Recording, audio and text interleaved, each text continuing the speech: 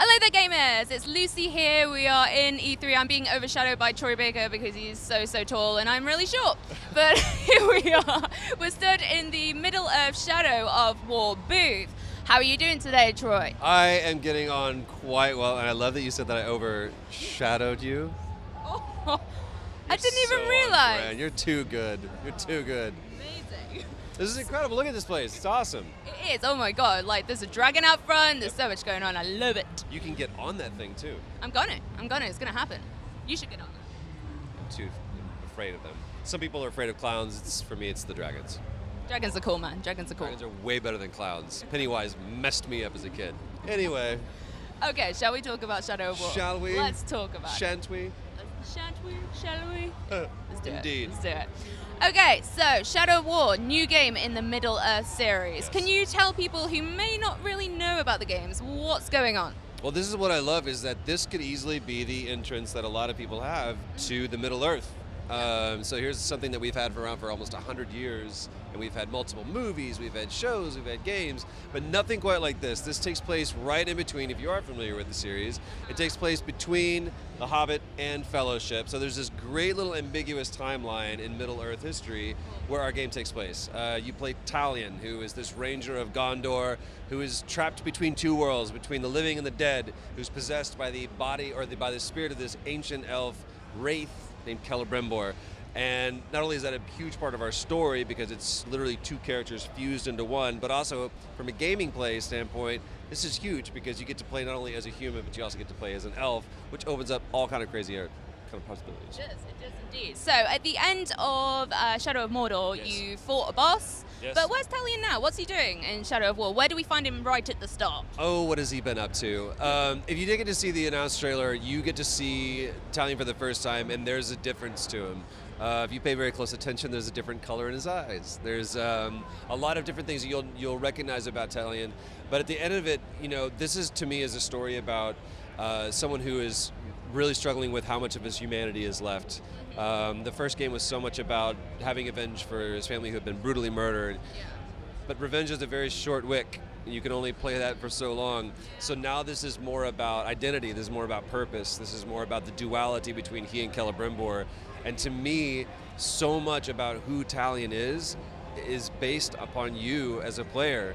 It's how you play is really the kind of person that Talion becomes. There's not a lot of games that give you that opportunity. Yeah, exactly. I was going to say that's really cool. Are you a Lord of the Rings fan? If you are, is it awesome to be a part of such an amazing series? Yes! I geek out so hard about this. I mean, before, I always wanted to be Boromir just because I thought that Boromir was a little bit more of a tragic character than everyone would be Aragorn or everyone wanted to be, Legolas or something like that. Yeah, you're like Legolas. I could never shoot the bow. But for me, that's why so much of Talion to me is kind of a Boromir more character, someone that at his core really is a hero. He wants to do the right thing, but he's willing to do almost anything to make that happen. But yeah, I remember when I read these as a kid, and I read them out of sequence. I didn't start with The Hobbit. I should have. I started with Fellowship, and these books have been with me since my childhood.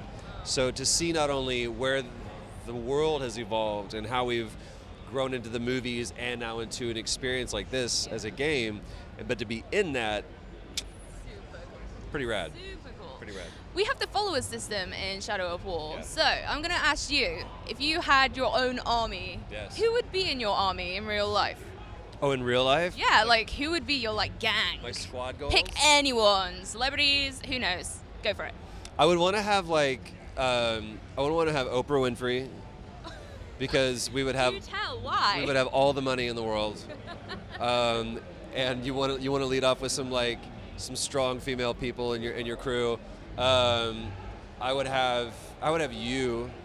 What? Why me? What's up, guys? Because I'm so short, I could I want sneak to past feel everyone. tall. That's important for me. I've got a superiority complex.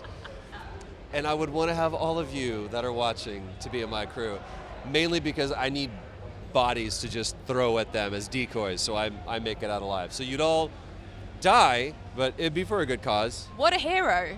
Yeah. What a hero. Kind of guy I am. I'm willing to sacrifice you for the better me. good to hear. Terrible. Thanks, Troy. Cheers. We're at E3, obviously. Is there anything here, apart from Shadow of War, that you really want to play? Well, I just saw that there's a VR. I'm really big into VR because I'm a big old nerd. That is doing an amusement park situation, and I feel like throwing up. So I figured I might want to give that one a little whirl. No, this is the thing this is my 7th E3 in a row. Yeah, so I've seen. Yeah, that's why I'm only 15. So that's why I look like this. But for me, this is where me as a nerd and me as a gamer just like comes to life, because this is the biggest toy store, candy store that you can walk through. And at the end of the day, we're here talking about Shadow of Mordor or Shadow of War, but all of us here are fans of other games, and I love when I see someone that really understands how to make a good game and make a good experience for a gamer. Especially now working on more on the developer side, working with the creatives as a director, I understand what it takes to really put that game on the shelf even more. And so I'm excited to go around and pat people on the back and say congratulations, because it is a battle in itself just to get your game up on the show floor. So yeah, I'm excited to see everything. It's the most wonderful time of the year. It's to quote a song. Wonderful time of the. We're not getting sued. That song should be repurposed for E3, I think. Shouldn't it? It should. It is kind of like Christmas time, isn't it? So you also work. Did you mention you did some directing? So I did a little bit. Yeah. Was that for Shadow of War? It was for this game. Awesome. Could you tell us a little bit more about that? I would love to.